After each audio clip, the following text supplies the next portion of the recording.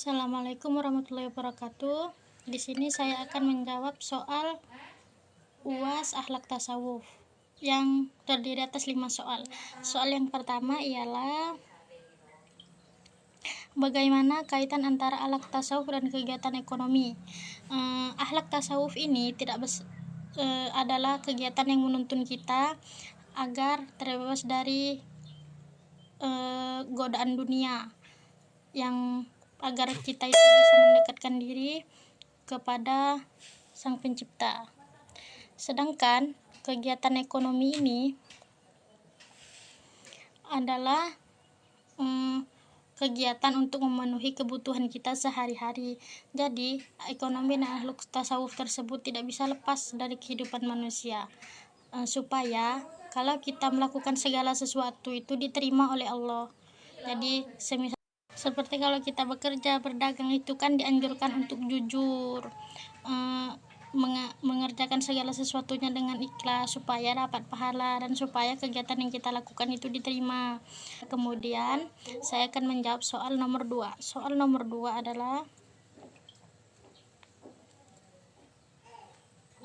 akhlak seorang merupakan cerminan kualitas jiwanya, sementara kualitas jiwa adalah cermin atas kualitas hubungan seseorang hamba terhadap Allah Subhanahu wa Ta'ala.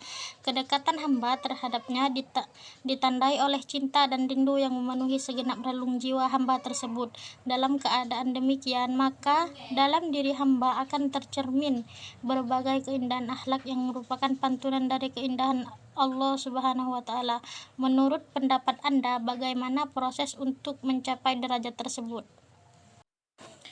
Menurut saya, untuk mencapai proses ini kita harus meluangkan waktu untuk beribadah sebanyak mungkin dan seikhlas mungkin. Jadi, kalau kita beribadah itu terus banyak-banyak mengikuti majelis agar hati kita itu terbuka, agar dapat mendekatkan diri kepada Sang Pencipta untuk mendapatkan derajat tersebut.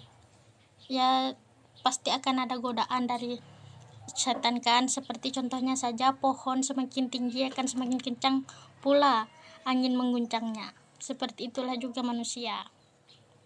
Baik, saya akan membacakan soal nomor 3. Dalam menata akhlak, kita dianjurkan untuk terbiasa berada dalam majelis orang-orang yang soleh. Mengapa demikian? Mengapa dianjurkan untuk selalu berada di majelis-majelis orang soleh? Karena di sana kita akan mendapatkan kajian atau tausiah agama yang akan memperbaiki akhlak kita, memperbaiki hati, memperbaiki diri, memperbaiki segala sesuatu yang mungkin ke depannya akan membuat kita menjadi orang yang lebih baik lagi dari sebelumnya. Seperti kalau kita berada di majelis-majelis orang soleh, tentu kita akan mencontoh perbuatan-perbuatan mereka yang baik-baik. Apabila kita melakukan perbuatan yang buruk, tentu akan ada orang yang selalu menegur kita. Yang keempat, mengapa dalam kegiatan ekonomi harus dilandasi dengan pengetahuan dan penerapan akhlak yang mulia atau akhlak tasawuf? Karena kegiatan kita itu seperti jual beli, tukar menukar barang, akad pinjam meminjam atau hutang piutang itu harus dilandasi dengan syariat Islam yang tidak boleh dilanggar sama sekali, dan supaya kita tidak terjerumus pada praktek-praktek riba. Begitu kira-kira. Kemudian yang kelima adalah coba deskripsikan secara singkat satu contoh penerapan akhlak tasawuf dalam kegiatan ekonomi dan kira-kira apa dampak positif dari penerapan tersebut. Contohnya, saat kita berjualan, itu dianjurkan kita untuk jujur.